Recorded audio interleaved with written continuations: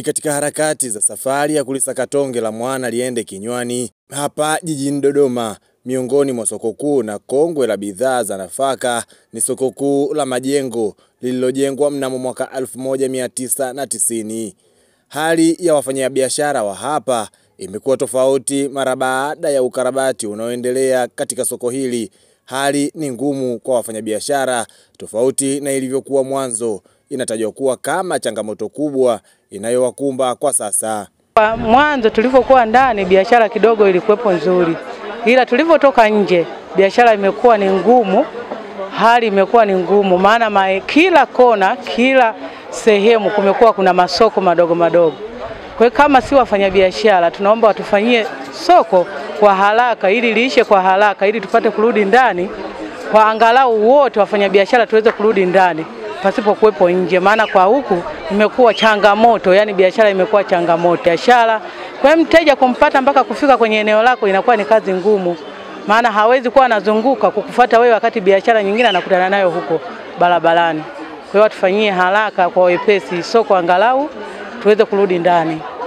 Na pengine kupitia hii biashara, maana nina familia, nina watoto wanatakiwa wananiangalia kwenda mashule, kwenda nini. Sasa uchumi umekuwa mgumu kupita kiasi. Yani biashara zimekuwa hazitoki. Tunashinda nazo, na kama tukiwa tunauza mboga zinasinyaa, na kukicha tena huwezi kauza zile unatupa tena wanatafuta zingine. Kwa hiyo biashara inazidi kuwa mbaya zaidi. Bana, changamoto huku biashara hazitoki sana. Mauzo yamepungua. Soko limekuwa limetapakaa kila sehemu yani. Ukienda kushoto lipo, kulia kushoto, kusini lipo, kaskazini yani. Imekuwa wafanyabiashara wamezagaa yani haieleweki soko ni vipi na linaendaje. Toka toleko ile maeneo ni kama tokea mwezi wa 5 hivi, kama miezi 5 hivi. Kama miezi 5 iliyopita. Mpaka sasa hivi bado tuko nje huko.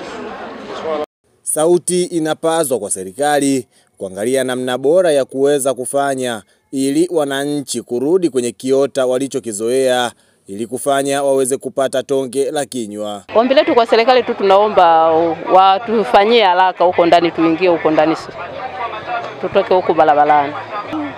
Hiyo yani biashara kwa watoto wengine shuleni bado na miada tunadaiwa kweli. Serikali kama watatuangalia labda watupe mikopo angalau. Na hapa tulijaza mikopo ya Mama Samia lakini wengi wetu hatujapewa hapa sokoni. Hatujapewa kwa kweli, haijatufikia. Safari ya kusaka uongozi wa soko hili ili kuweza kujua hatua gani zilizofikia katika kuhakikisha wafanyabiashara hao wanarudi ndani ya soko hilo kama ilivyokuwa mwanzo, na hapa zimefanyika jitihada za kuwapata viongozi wa soko hilo.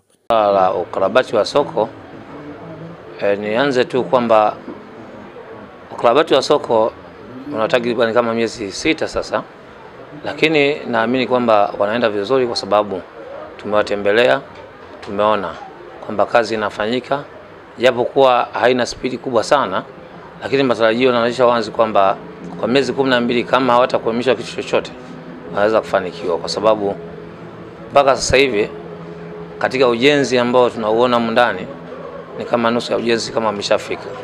Kwa hiyo labda kama inaweza kuhamisha labda finishing ya juu, lakini kiujenzi kwa kweli wameenda speed. Hatukutegemea kama wanaweza kwenda speed vile. Lakini tulipoingia ndani tumelizia kwamba ujenzi unaenda vizuri. Kimsingi wanafuata yale makubaliano tuliyokubaliana na ndivyo wanavyofanya, kwa sababu kila hatua wanatuhusisha viongozi, tunaona kwa niaba ya wafanyabiashara tumelizia.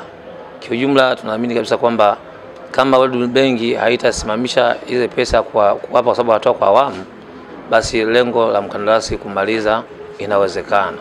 Sababu tumezungumza na engineer na ametuhakikishia hilo kwamba kwa ukarabati huu kwa speed tulionayo tunategemea angalau kufika mwakani mwezi wa 3 tukabidhi kazi. Kwa hiyo tuna matumaini mazuri tu kwa serikali kwamba inasimamia vizuri, na matarajio yetu kwamba baada ya ukarabati ni wote ambao walipisha ukarabati na ndio wote ambao tunategemea kurudi ndani ya soko kwa umoja wetu wa soko la Majengo zima. Ile kauli ya mvumilivu hula mbivu ndiyo inayosikika hapa kwa makamu mwenyekiti wa soko hili kuwaomba wafanyabiashara kuwa wavumilivu, kwani soko hili litakamilika kwa wakati. wito wangu kwa wafanya biashara, kwa sababu tuliotoka ndani ambao tumepisha ukarabati. Huu ukarabati wa soko haujachukua soko zima, ilikata nusu ya soko na wengine bado wapo kwenye maeneo yao. Kwa hiyo wale ambao walitoka ndani walikuwa ni watu kama 1960 ambao tulitoka ndani wafanya biashara, lakini wale walikuwa ni wamiliki walikuwa 800 na kitu ambao ni wamiliki wa maeneo yao ambao walikuwa wanalipa mikataba. Kwa hiyo wito wangu kwa wafanya biashara wote kwamba kwanza tu wavumilivu, kwa sababu tulitii wenyewe kwamba tunahitaji mradi kwa sababu ya uchakavu wa soko, na kweli serikali imetusikia na imeingia kwenye ukarabati, miundombinu ilikuwa mibovu sana. Kwa hiyo tuwe wapole ili tuweze kulipa maeneo mazuri ambayo sasa hili ni jiji, sio halmashauri tena. Kwa hiyo kama ilikuwa halmashauri, manake soko ilikuwa miundombinu yao ilikuwa ni mibovu kulingana na watu wenyewe walikuwa wachache wakati ule. Kwa hiyo kwa sasa kwa ukarabati huu naamini kwanza vizimba vitaongezeka kwa vingi zaidi, ambavyo na wao watarudi kukaa kila mmoja kwenye nafasi yake ambayo ipo bora kuliko pale mwanzo ambapo alikuwa anakaa mwanzo. Soko hili la Majengo lilianza ukarabati tangu mwezi Machi mwaka huu na linatarajia kukamilika mwezi Machi mwakani, wakati huo likikadiriwa kuchukua zaidi ya wafanyabiashara 1990. Ni Peter Obogo wa Asheri Media.